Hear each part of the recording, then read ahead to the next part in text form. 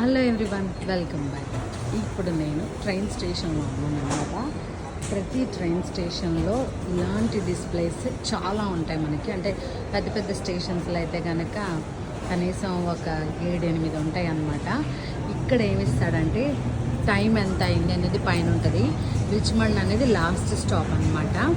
ఇలాగా last stop ఏంటి అనేది, అంటే ట్రైన్ ఎక్కడ లాస్ట్గా స్టాప్ అవుతుంది అనేది, దాని తర్వాత ఇంకా ఏ ప్లాట్ఫామ్ మీదకి వస్తుంది, తర్వాత ఏ ప్లాట్ఫామ్ మీదకి ఎంతసేపట్లో వస్తుంది.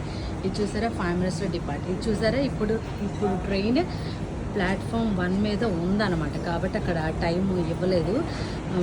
ఇక్కడ చూడండి 4 minutesలో వస్తుంది ఈ ట్రైన్. ఇది 1 minute, ఇది 9 minutesలో. అలాగా నెక్స్ట్ ట్రైన్ ఏంటి, ప్లాట్ఫామ్ 3లో నెక్స్ట్ ట్రైన్ ఏంటి, ప్లాట్ఫామ్ 2లో నెక్స్ట్ ట్రైన్ ఏంటి, ఎన్నింటికి డిపార్ట్ అవుతుంది అనేది అన్నమాట.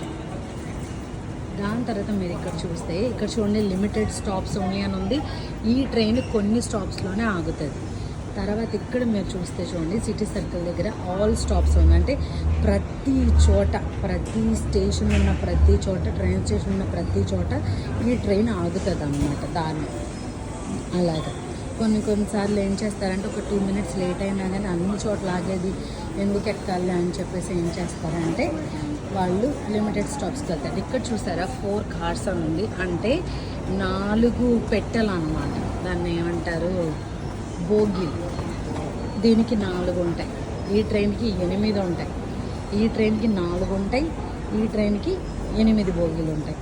ఇక్కడ ఇలా ఇస్తాడు. పైకి వెళ్ళిన తర్వాత మనకి ఎలా ఉంటుందంటే, స్టేషన్లో పైకి వెళ్ళిన తర్వాత అక్కడ డిస్ప్లే మీద ఏం చేస్తాడంటే